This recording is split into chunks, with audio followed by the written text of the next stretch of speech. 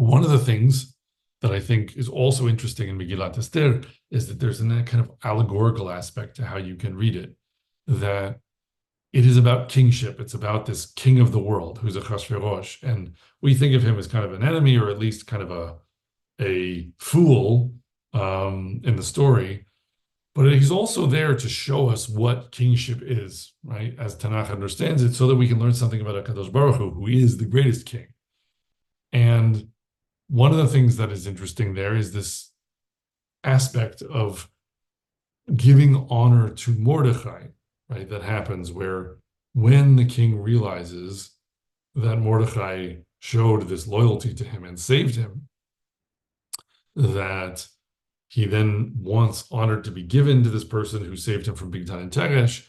And it's very funny, and he makes Haman parade Mordechai around, but there are these specific opportunities or sort of rewards that are given to Mordechai, right?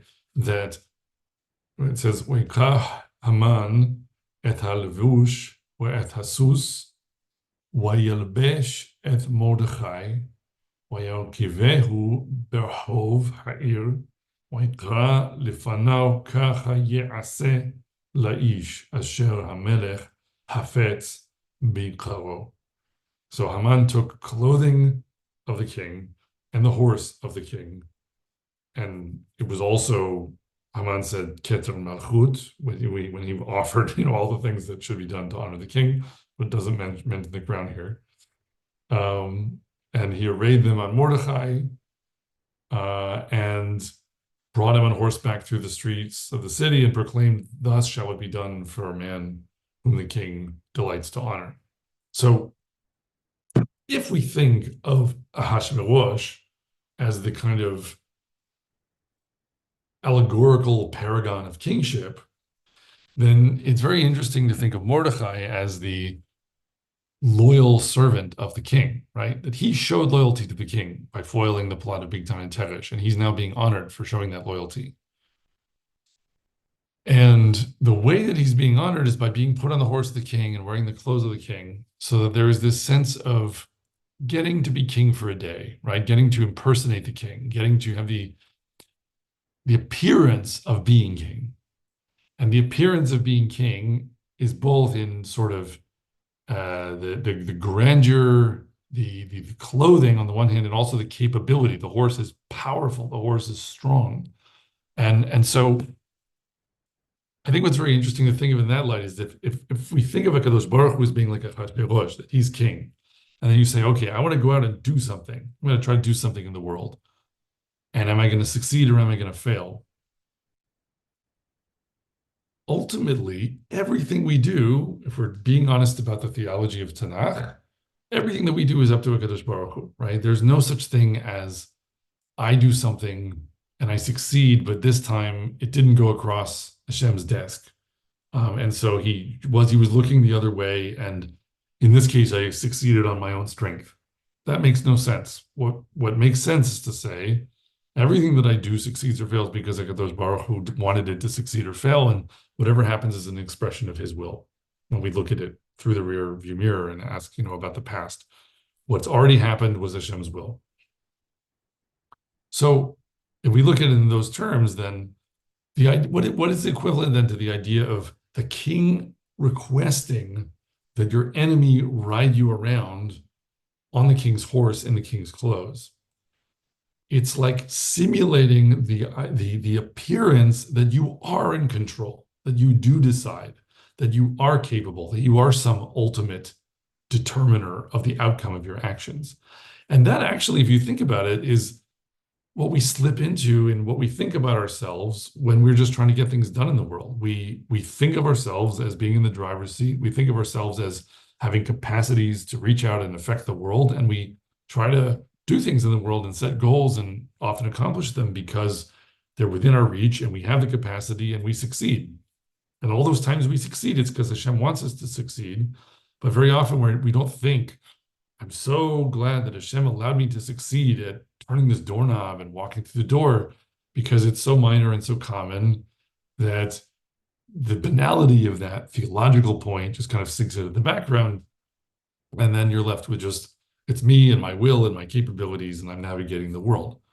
But the point is that here, what the text is modeling in this case is saying, because of Mordechai's loyalty to the king, right? Because he showed that loyalty by foiling the plot of Bigtan and Teresh, who were trying to, remember, to topple the king, to unseat the king. So especially it's like showing loyalty in the face of attacks against the sovereignty of HaKadosh Baruch Hu. In other words, opposition to idolatry, which fits very well with Mordechai not wanting to bow down to Haman. Chazal even say that Haman was wearing an idol around his neck. So they're picking up on this same kind of theme throughout the text.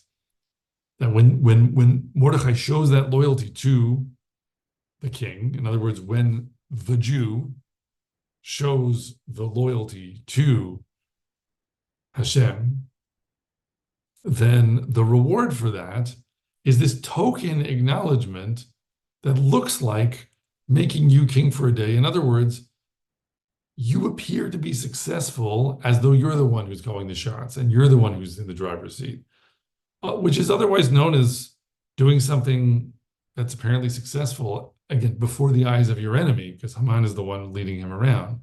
So it's very complex because it's saying,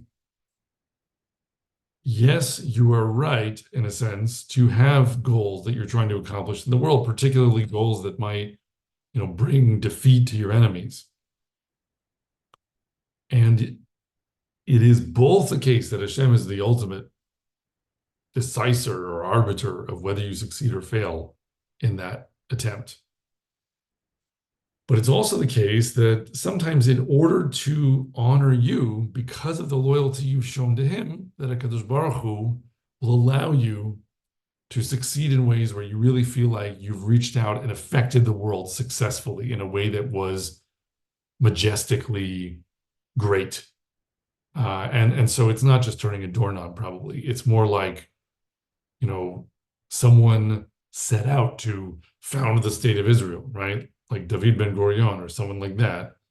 And David ben Gurion is not well known for being the most, vehement and zealous loyalist towards HaKadosh Baruch Hu because of all of the ideological secularism that was shot through the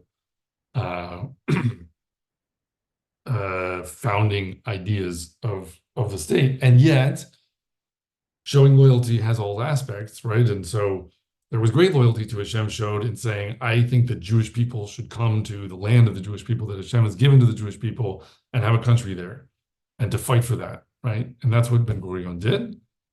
And so Ben Gurion was smashingly successful. He created a now flourishing country under circumstances that no one would ever have thought could have succeeded. It should have been, by any normal calculation, bloodbath, perpetrated by all of the surrounding Arab states that wanted to annihilate the fledgling Jewish state. But Baruch Hashem, miraculously, the state of Israel came into being. And on the one hand, that's because Hashem wanted it to, and it's as simple as that. And he allowed it to happen. And it's his ratzon, it's his will, that his people should again come back to the land and be sovereign in their land.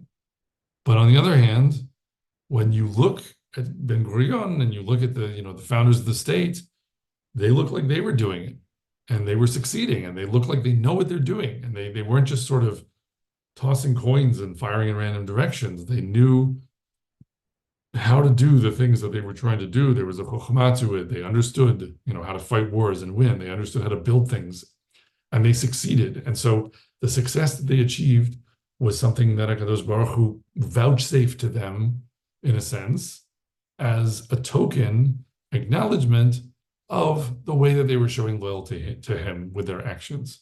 That's the way that the text is maybe helping us to think about it.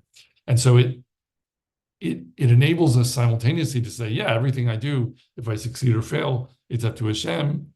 But at the same time, it's maybe not totally wrong for us to hope that sometimes we'll get to feel like we're actually succeeding.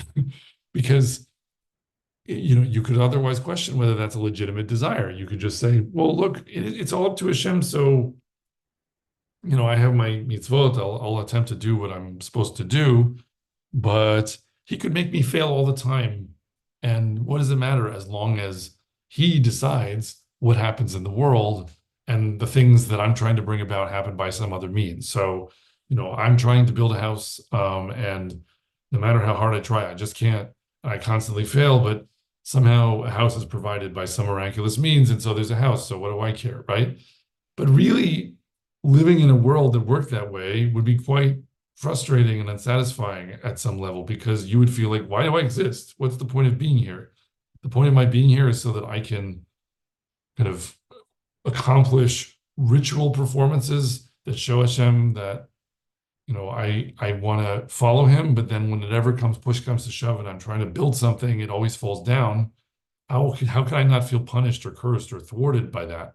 And so at some level, HaKadosh Baruch Hu does say that this is the way the king shows honor to his loyal servant, that he'll make you feel like you're king for the day, meaning that he will grant you material success, grant you physical and political and economic and architectural, whatever you want to call it, agronomical, astronomical success in this world in the things that you're attempting to do some of the time.